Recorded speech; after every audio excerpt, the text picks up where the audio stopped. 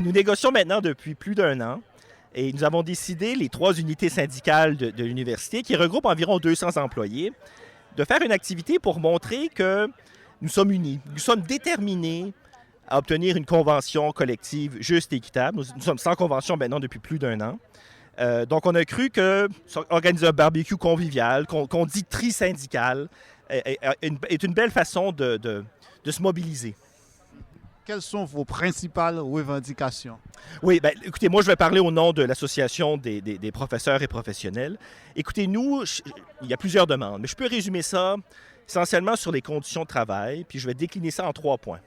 Conditions de travail, pour nous, c'est d'abord un salaire qui soit paritaire à nos homologues anglophones. Une parité qu'on a déjà obtenue, hein. C'est-à-dire, en 2016, nos salaires étaient équivalents, même parfaitement équivalents à ceux des professeurs de l'Université de Winnipeg et de l'Université du Manitoba. Maintenant, nous sommes environ à 80 %. Donc ça, c'est un premier élément.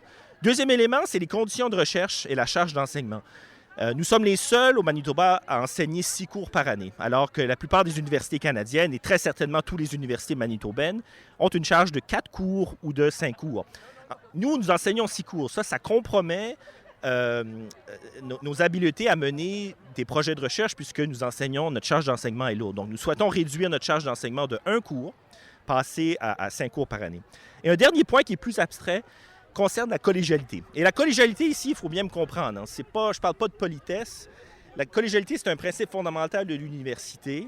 Ça découle de la mission même d'une université qui est l'enseignement et la recherche. Pour que l'enseignement et la recherche soient bien menés, il faut que les premiers concernés, c'est-à-dire les professeurs, soient impliqués dans la prise de décision. Ce qu'on voit de plus en plus dans les universités canadiennes, et l'Université de Saint-Boniface ne fait pas exception, c'est que les universités sont dirigées de plus en plus comme des entreprises néolibérales, dans un style de management qui ne tient pas compte de l'avis de ceux qui sont les premiers concernés, c'est-à-dire les employés. Donc, on veut réaffirmer le principe de collégialité. Et la convention a expiré, ça fait 1 an, mais comment sont les négociations avec l'employeur? Bien, je dirais que les négociations ont débuté plutôt sur un bon pied l'année passée. Nous avons eu maintenant, je crois, une bonne vingtaine de rencontres. On a cependant noté un certain enlisement à partir du mois de janvier. Et surtout lorsque la partie patronale nous a proposé leur offre salariale, c'est là qu'on a vu qu'il y avait un gouffre assez important entre les demandes syndicales et l'offre patronale. C'est pour cette raison qu'il y a environ un mois, nous avons pris un vote de grève pour montrer à l'employeur qu'il y a vraiment un décalage important entre ce qu'il propose et ce qu'on veut. On espère que ce vote de grève et aussi l'événement qu'on organise aujourd'hui fasse un peu pression pour que l'employeur révise ses propositions initiales. Nous avons d'ailleurs une rencontre demain matin où nous verrons ce que la partie patronale nous proposera. Est-ce que ça risque pas de perturber la rentrée de septembre? Ah, il y a des chances, hein? C'est-à-dire que nous avons une carte là, dans notre veston, si on peut dire. Au Manitoba, lorsqu'on a un vote de grève, on peut employer cette carte au moment où on le croit opportun. On ne fera pas une grève l'été, c'est plutôt la saison morte à l'université. Mais si les négociations s'enlisent, si il n'y a pas de progrès à la table, nous n'hésiterons pas une seule seconde à débrayer à la rentrée. Je ne suis pas en train de dire qu'il y aura forcément une grève à la rentrée, ni même qu'il y aura forcément une grève le jour 1 de la rentrée. Mais nous pourrons effectivement déclarer une grève à l'automne.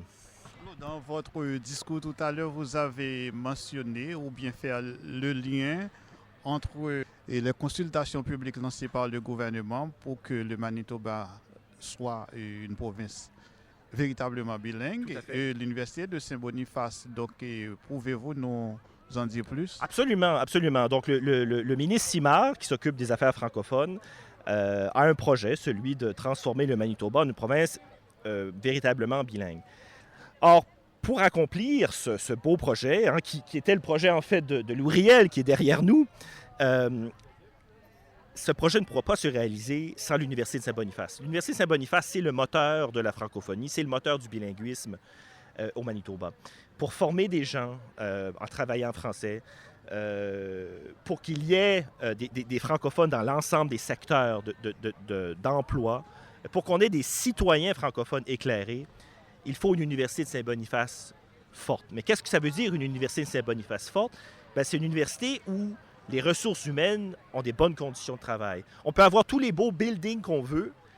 Hein? Il faut qu'on ait des bons employés. Il faut attirer le talent. Il faut le retenir. Et si nous sommes payés à 80% de nos homologues anglophones, qui va vouloir venir travailler à l'Université de Saint-Boniface? Et comment pourra-t-on alors réaliser le projet du bilinguisme? Donc, y a-t-il une implication directe de l'Université de Saint-Boniface dans ces consultations?